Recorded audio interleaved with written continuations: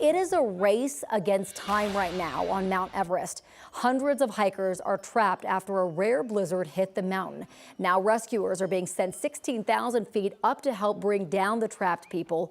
One hiker who made it down said the snowfall crushed some tents on the mountain, and you can see that a lot of them have been buried. According to Chinese state media, rescuers have been in contact with at least 500 hikers. To get more perspective on the situation this morning, we're joined by meteorologist and mountain weather expert Chris Tomer. Chris often provides forecasts for climbers who are trying to reach the summit. Chris, thanks for chatting with us. Yeah, Corey, how you doing? I'm great. Now, this is wild. What is so unusual about the weather that moved in this past weekend? So they got about 3 feet of snow in a short amount of time. I do a lot of forecasting for people over there. In fact, I was just working for a Colorado guy named Tyler Andrews, who was over there trying to set a speed record. Now, the first thing you should understand is this is not the main climbing season on Everest. That actually happens in April and May when the weather is calmer, typically in those months.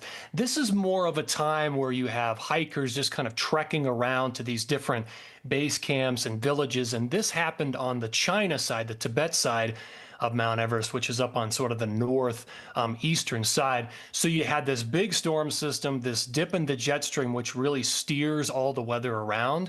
And it snowed in this spot for like a couple of days, and we had 3 feet of snow. People had to like bury, unshovel their entire all their tents. They had to create these little snow caves, and they had to wait for support and people to come in. And thankfully now, Corey, they've had a break in the weather, and they've been able to rescue a large part of these trekkers, these hikers. Well, that's good news. I mean, looking at this video, it's just incredible to see how many hikers are up there needing to be rescued. Talk about how quickly conditions can change in environments like this. Oh man, so Everest is the tallest peak on Earth at over 29,000 feet. So it really doesn't take much. You know, here in Colorado, how just a little tiny storm system can blow up into this big deal. Well, that happens all the time over there. It isn't so much something that you would expect this time of the year. I'm sure these hikers went over there with plenty of gear, but they never in their wildest dreams would have thought, hey, we're going to get a foot, 2 feet, 3 feet of snow over the course of a couple days. Typically, that stays higher up on the mountain, not so much near the base, but that's exactly what happened right now. It kind of reminds me of what happened back in 2014. I remember this on Annapurna, which is near Everest.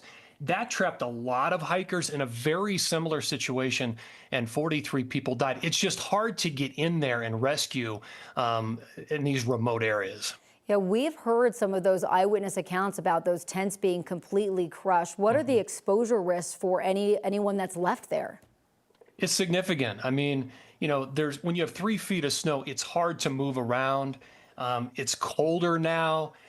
You typically have a support staff. Having done some of these climbs myself, you have a big support staff, but typically you're having new loads ferried in and out and things refreshed. Well, everything is just sort of at a standstill right now.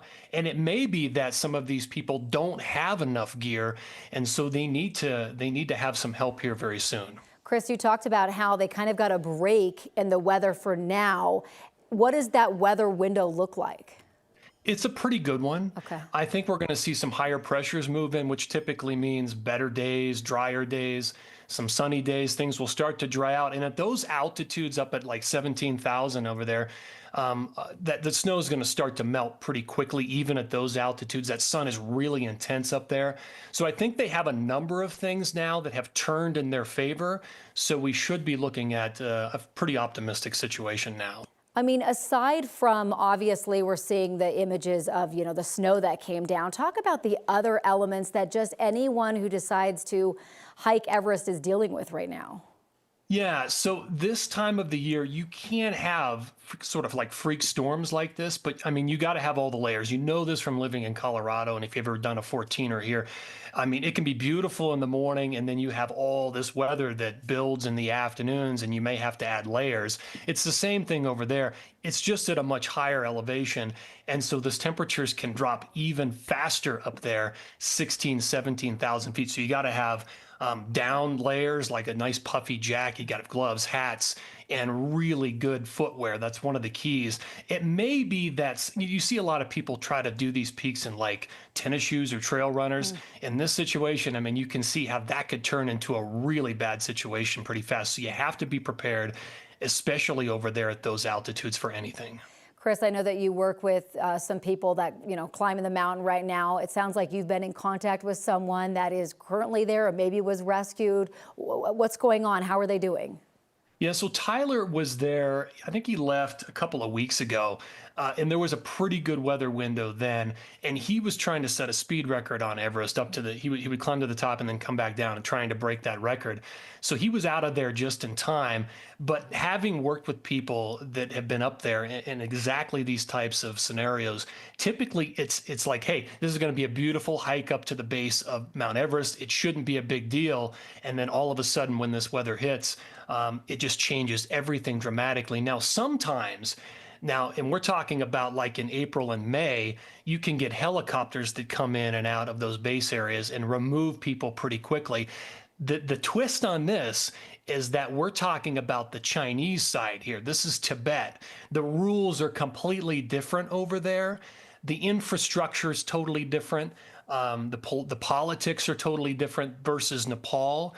And so I'm just wondering if they're going to have those types of helicopter resources available. I don't know that they will. Oh man, well, the images that are coming out of there and the stories are really incredible. It's one thing to climb Everest and it's another for your friend Tyler who tries to break records while doing it, which just blows my mind. Chris, I know so many people are fascinated by this story. We really appreciate you taking the time because we know you're busy. Of course, yeah, anytime. Thanks. Appreciate it. Have a great day.